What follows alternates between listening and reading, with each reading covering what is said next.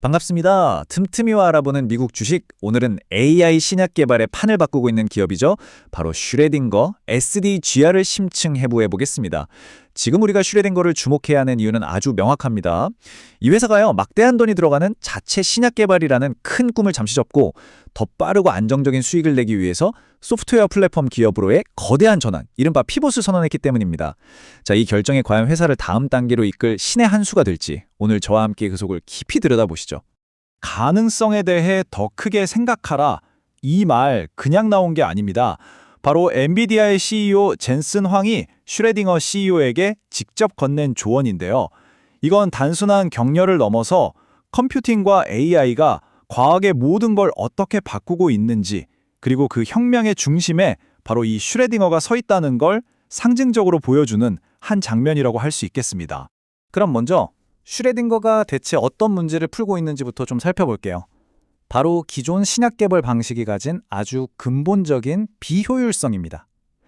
우리가 먹는 약 하나가 세상에 나오기까지 평균 10년이 넘는 시간, 그리고 1조 원이 훌쩍 넘는 돈이 들어가거든요. 그런데 성공 확률은 정말 처참할 정도로 낮습니다. 인류의 건강이 사실상 이런 엄청난 시행착오에 기대고 있었던 셈이죠. 이 접근법의 차이가 정말 재미있습니다. 한번 상상해 보세요.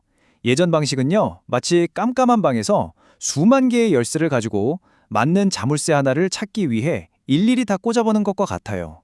반면에 슈레딩거 방식은 어떤 열쇠가 맞을지 컴퓨터로 정교하게 미리 계산해서 아마 이 서너 개 중에 답이 있을 겁니다 하고 후보를 딱 추려내는 것과 같죠. 먼저 예측하고 그 다음에 실행한다. 이게 바로 슈레딩거 비즈니스의 핵심입니다. 이게 바로 슈레딩거의 진짜 강력한 무기, 기술적 해자라고 할 수 있는데요. 비유를 하나 들어볼게요.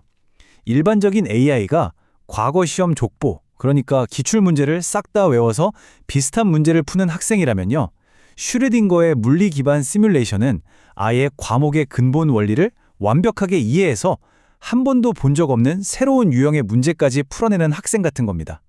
즉, 데이터가 아예 없는 미지의 영역에서도 새로운 답을 만들어낼 수 있는 능력, 이게 경쟁사들이 정말 따라오기 힘든 강력한 차별점인 거죠. 그런데 말이죠, 이렇게 압도적인 기술을 가진 슈레딩거가 최근에 시장을 깜짝 놀라게 한 결정을 내렸습니다. 바로 회사의 방향키를 180도 틀어버린 건데요. 지난 분기와 비교해서 도대체 무엇이, 그리고 왜 달라졌는지 지금부터가 아주 중요합니다. 변화는 아주 명확합니다. 예전에는 직접 신약을 개발해서 임상 1상, 2상, 3상까지 모두 거쳐서 최종 승인까지 받으려고 했어요. 말 그대로 바이오텍의 길을 걸었죠. 하지만 이제는 우리가 제일 잘하는 초기 분자 설계에만 집중하고 돈과 위험 부담이 너무 큰 후반부 개발은 아예 큰 제약사들한테 넘기겠다는 겁니다. 플랫폼 기업으로 스스로의 역할을 다시 정의한 거죠. 아니, 왜 잘 가고 있다가 갑자기 이런 급격한 변화를 선택했을까요? 여기에는 아주 냉정하고 현실적인 계산이 깔려 있습니다. 한마디로 선택과 집중입니다. 신약 개발이라는 게 후반부로 갈수록 정말 천문학적인 돈이 깨지고 실패했을 때의 리스크도 어마어마하게 커지거든요. 슈레딩거는 이 부담을 파트너에게 넘기는 대신에 그 돈과 자원으로 자신들의 핵심 무기인 컴퓨팅 플랫폼을 더 갈고 닦는 데 쓰겠다는 계산인 겁니다. 단기적인 대박의 꿈보다는 장기적인 생존과 안정적인 수익성을 택한 아주 전략적인 판단이라고 볼 수 있죠. 자, 그렇다면 시장의 긍정론자들, 즉 강세론자들은 이 변화를 어떻게 보고 있을까요? 이들은 이번 피봇이야말로 슈레딩거 플랫폼의 진짜 가치를 폭발시키는 계기가 될 거라고 아주 강하게 주장합니다.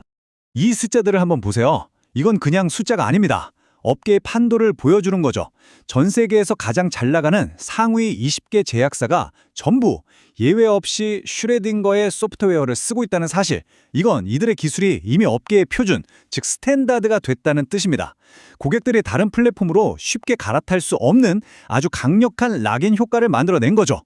실제로 2025년 성적표를 보면요, 이 새로운 전략이 제법 잘 먹히고 있다는 신호가 보입니다. 안정적인 소프트웨어 매출이 꾸준히 늘어나는 와중에 파트너십을 통한 신약 발견 쪽 매출이 무려 100%나 뛰었어요. 그러면서도 전체적인 손실 규모는 절반으로 확 줄었죠. 회사가 수익성 개선이라는 올바른 방향으로 가고 있다는 아주 명확한 증거입니다. 자, 강세돈을 한번 정리해 볼까요? 이들의 주장은 이겁니다. 구독 모델 기반의 마진이 높은 소프트웨어 사업이라는 아주 튼튼한 현금 창출원이 있고요. 여기에 리스크는 낮추면서 잠재적인 수익은 극대화할 수 있는 파트너십 모델을 더한 겁니다. 이게 바로 슈레딩거가 새로 찾은 성공 방정식이라는 거죠. 하지만 세상 모든 일에는 빛과 그림자가 있는 법이죠.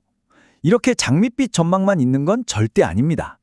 이제 반대편 시각, 즉 이 거대한 전환에 따르는 리스크가 만만치 않다고 경고하는 목소리를 구체적인 시나리오와 함께 들어보겠습니다. 약세론자들이 던지는 핵심 질문입니다. 계획은 그럴듯해 보이는데 과연 현실의 벽을 순탄하게 넘을 수 있을까요? 이건 투자자분들이 정말 주의 깊게 보셔야 할 부분입니다. 좀 복잡하게 들릴 수 있지만 아주 중요해요. 회계 처리 방식이 바뀌면서 실제 계약 균호, 그러니까 사업 자체는 잘 성장하고 있는데도 불구하고 장부상에 찍히는 매출은 오히려 줄어드는 것처럼 보이는 일종의 착시 현상이 나타날 수 있다는 겁니다. 이건 사업의 본질과는 상관없이 주가에 혼란을 줄 수 있는 잠재적인 악재가 될 수 있겠죠. 약세론의 핵심은 딱 두 단어, 의존성과 불확실성으로 요약할 수 있습니다. 예를 들어 한번 생각해 볼게요. 슈레딩거가 정말 대단한 신약 후보 물질을 개발했다고 칩시다. 그런데 이걸 좋은 값에 사가겠다는 파트너를 제때 찾지 못하면 어떻게 될까요? 이 경우에는 전체 전략이 뿌리부터 흔들릴 수 있습니다. 이제 성공의 열쇠를 온전히 자기 손에만 쥐고 있는 게 아니라 파트너사의 결정이라는 우리가 통제할 수 없는 변수에 크게 좌우되게 된 셈이니까요. 자, 이렇게 긍정론과 비관론이 팽팽하게 맞서고 있는 상황입니다. 그럼 우리 투자자들은 앞으로 무엇을 보면서 이 회사의 미래를 판단해야 할까요? 2020년 슈레딩거의 운명을 결정지을 수 있는 몇 가지 핵심 이벤트들을 지금부터 짚어드리겠습니다. 바로 이 타임라인이 슈레딩거의 새로운 전략에 대한 첫 번째 성적표가 될 겁니다.